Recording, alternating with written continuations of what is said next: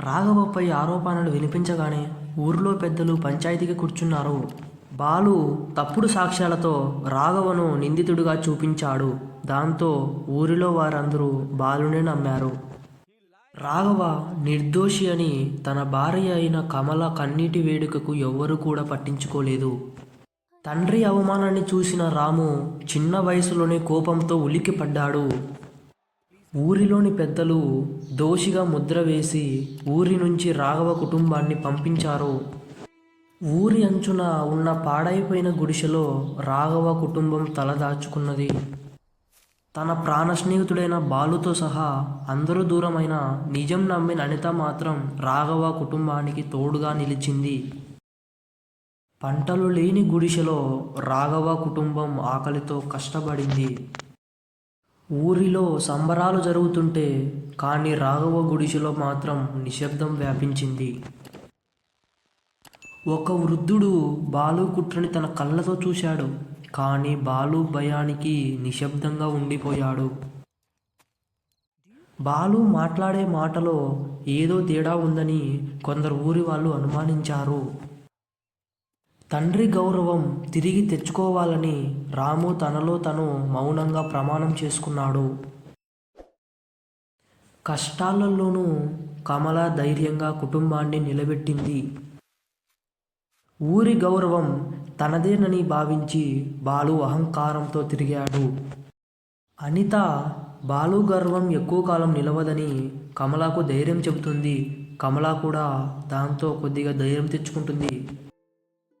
మళ్ళీ ఊరిలో జాతరలు సిద్ధమయ్యాయి. కానీ రాఘవ కుటుంబానికి అసలు ఆహ్వానమే రాలేదు. ఆహారం లేక రాము కళ్ళల్లో బలహీనత కనిపించింది. దాంతో రాఘవ కమల కంగారు పడ్డారు. ఊరి కళ్ళల్లో పడకుండా అనిత రాత్రివేళ రాఘవ ఇంటికి వచ్చి ఆహారం అందించేది. బాలు కుట్ర తనకు తెలుసని వృద్ధుడు మనసు కదిలింది. కానీ భయంతో ఆగిపోయాడు. కొంతమంది యువకులు బాలు అహంకారాన్ని ప్రశ్నించడం మొదలుపెట్టారు. దాంతో బాలు కంగారు పడ్డాడు. ఊరిలో జాతర మొదలైంది. డప్పులు మోగాయి. కానీ రాఘవ గుడిసెలో మాత్రం నిశ్శబ్దం అలుముకుంది. జాతరను దూరం నుంచి చూసి రాము తనలో తను ఏదో ప్రతిజ్ఞ చేస్తున్నాడు. తనే గెలిచాడని, రాఘవను ఊర్లో నుంచి పంపించానని, ఊరి తనదేనని బాలు గర్వంతో అన్నాడు.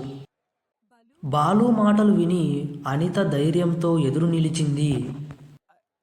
అనిత ధైర్యం చూసి బాలు ఇంకొంతమంది యువకులలో గుండెల్లో నిప్పు అంటుకుంటుంది. దేవాలయాల్లో దీపం పెట్టి కమల కుటుంబం గౌరవం తిరిగి రావాలని ప్రార్థించింది. బాలు చేసిన అబద్ధపు కుట్రని బయట పెట్టాలా వద్దా అని వృద్ధుడు రాత్రంతా వణికాడు. రాఘవ తన కొడుకైన రాముకి నిజం నిప్పులాంటిదని, ఎప్పటికైనా బయటికి వస్తుందని చెప్పాడు.